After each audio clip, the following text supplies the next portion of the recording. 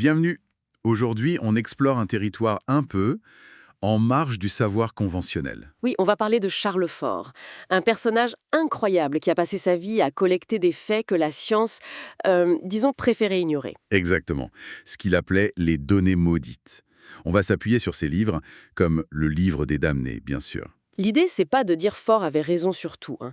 C'est plutôt de regarder ces cas étranges qu'il a compilés. Et de voir comment sa démarche bouscule un peu nos certitudes. Il ne donne pas de réponse, mais il pose de sacrées questions. Tout à fait. Il nous invite à regarder ce qui ne colle pas, ce qui est mis de côté. Alors, on commence par quoi? Peut-être ces fameuses chutes bizarres venues du ciel? Ah oui, un grand classique chez Fort. Il a des centaines de rapports là-dessus. Pas juste de l'eau, évidemment. Non, voilà. Il parle de pluie rouge, parfois avec une odeur d'animal, c'est ça? Ou colorés par des produits chimiques, genre chlorure de cobalt. Oui, ou même des pluies noires. Il cite un cas au Cap de Bonne-Espérance en 1888, une sorte de douche d'encre, loin de toute pollution industrielle connue à l'époque. Et ce n'est pas tout. Il y a aussi des chutes de matière gélatineuse. Exactement. Des trucs qui ressemblent à du blanc d'œuf coagulé ou de l'amidon.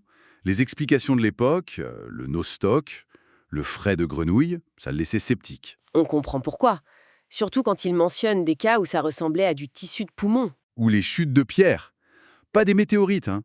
Des petits cailloux noirs par milliers, ou même des pierres qui ressemblent à des outils. Sans oublier les pluies d'animaux. Grenouilles, poissons.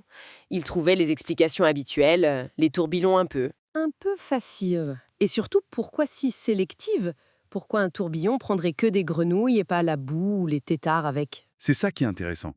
Cette critique de la sélectivité, ça l'amène à son idée de continuité. Oui, l'idée que ces phénomènes étranges ne sont peut-être pas si séparés de ce qu'on considère comme normal, que les frontières sont floues. Une pluie noire inexplicable et une pluie de suie volcanique, peut-être qu'elles ont des liens, des zones de recouvrement. Voilà.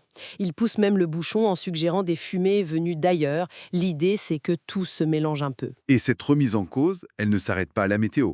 Il s'attaque aussi à l'astronomie. Ah oui, l'astronomie et ses certitudes, hein. Il voyait ça comme une tentative de positivisme un peu, Rigide. qui exclut ce qui ne rentre pas dans le modèle. Il cite l'exemple de la planète Vulcain. Oui, cette planète hypothétique inventée pour expliquer l'orbite de Mercure, basée sur des observations douteuses et finalement oubliées. Pour Ford, c'est typique de la science qui arrange les faits. Pendant ce temps, lui, il collectionnait les observations bizarres, des objets sombres devant la Lune, des lumières étranges sur la Lune vues par des astronomes reconnus comme Herschel. C'est vrai que le cosmos est peut-être beaucoup plus étrange et plus proche qu'on ne le pense. Avec des terres inconnues, des présences. Ce qui nous amène au cœur de sa pensée, sa critique de la science elle-même et de la réalité. Oui, l'idée que toute science construit son système en excluant, en damnant les faits gênants. Et que chercher des critères de vraie science, c'est un peu illusoire, parce que tout est continu, tout se mélange. C'est ça la continuité. Et puis il y a ce concept encore plus déroutant, l'intermédiateté. Alors ça, c'est quoi exactement?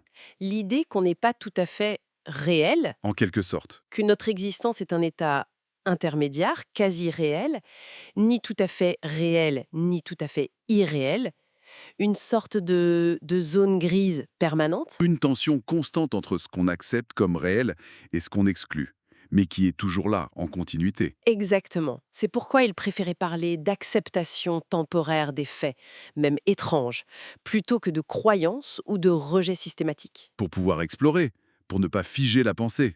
Son but n'était pas tant de prouver que des grenouilles tombaient du ciel. Non, c'était d'utiliser ces cas pour montrer les limites de nos façons d'expliquer le monde. Donc, pour résumer, Sandford nous laisse avec une montagne de données dérangeantes et surtout beaucoup de questions. Oui, il suggère que la réalité pourrait être bien plus bizarre, plus fluide, moins ordonnée qu'on aime le croire. Et ça nous laisse avec une réflexion finale peut-être.